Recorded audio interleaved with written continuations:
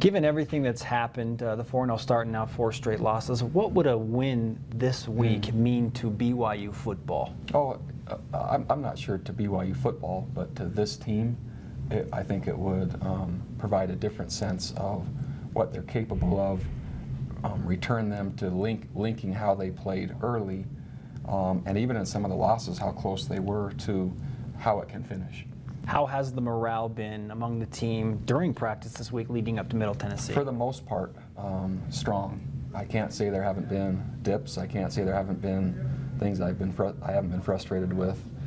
For the most part, they are resilient. For the most part, they're hopeful. For the most part, they're working hard.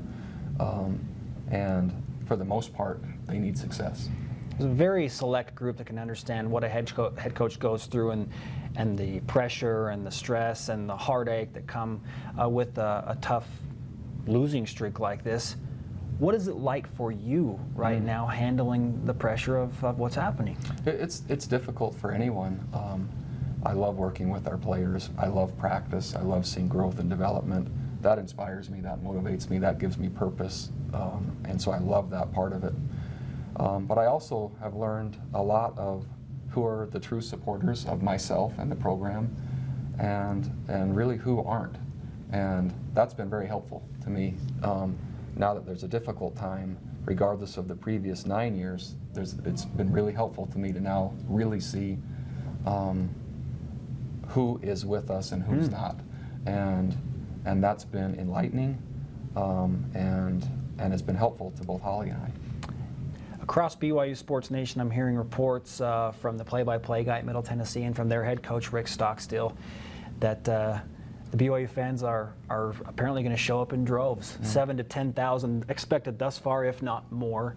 What does that mean to you to hear that when you go to a remote part of the country that your fans are still behind you? It is so refreshing. Our team is actually anxious to leave state. And when we play out of state, man, the people that come, they're so thrilled to see the team. They're so thrilled to have interaction with the team. They're so thrilled and genuine about their support. And they love the interaction at the firesides, and usually the buildings are packed. And it's fun for our players to truly be rewarded and recognized for their work they're putting in. And again, it's refreshing, it's uplifting, it's an amazing experience, and our players love it, and our coaches love it. And there's a lot that can be learned about maybe support for any team that has an experience like that. On paper, Middle Tennessee is a little bit undersized, and they're very complimentary of your team, but they seem to be a program that is on the rise, that is consistently building. Went to a bowl game last year, look poised to go to another bowl game this year. What challenges will they present to you? Oh, they're winning. They're 5-3, and they have enough athletes, and they have a good enough program, and they are a consistent bowl team. So really, I would love to talk more about Middle Tennessee. I think they're a good program, and this really has nothing to do with Middle Tennessee, and it didn't have much to do with Boise, and it didn't have much to do with Nevada, and it didn't have much to do with whomever else, Central Florida. This is really only about our program, our team, our players, and them reaching their potential and deciding to reach their potential. And that's what coaches lose sleep over, is trying to help them do that. Sure.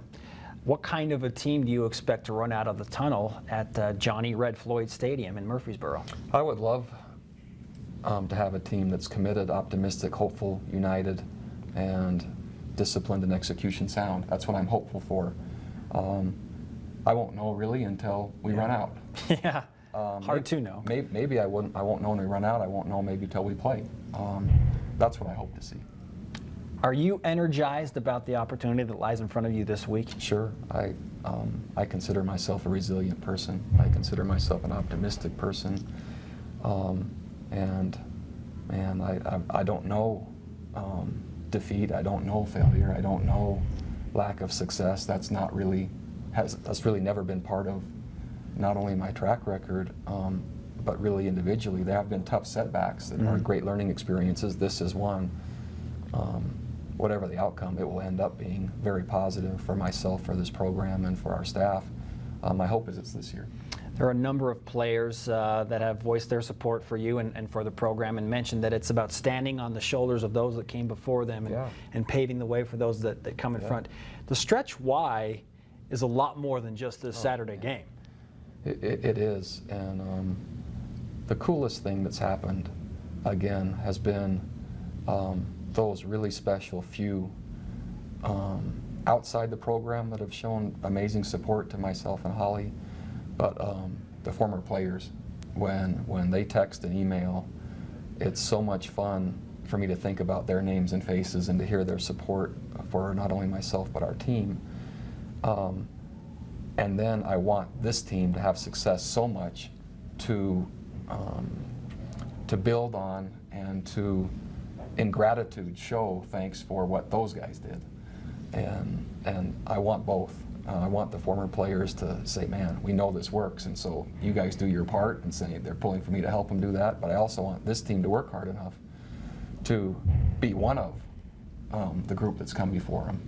And you kind of have to earn your way. You don't just do it when you're on the team. You actually have to have and perform in a manner that represents BYU football. Last thing I want to ask you is the youth movement.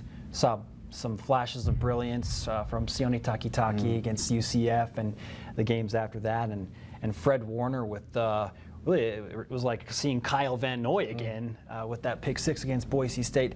How has this been a great opportunity for the youth to get involved now, and how will this build in the future? That's really, if I were to say today, one of the things that I underestimated going back 9 weeks ago, because the defense has been so strong for so long, that I just believed the next guys, almost regardless of who they were within the system, it would just be the same. Going against Middle Tennessee this week, we will start eight first-time starters for this year. So 8 of the 11. That doesn't mean this game. That means this season there's 8 new starters. But I really believed that with the system, with the training, they would just step in.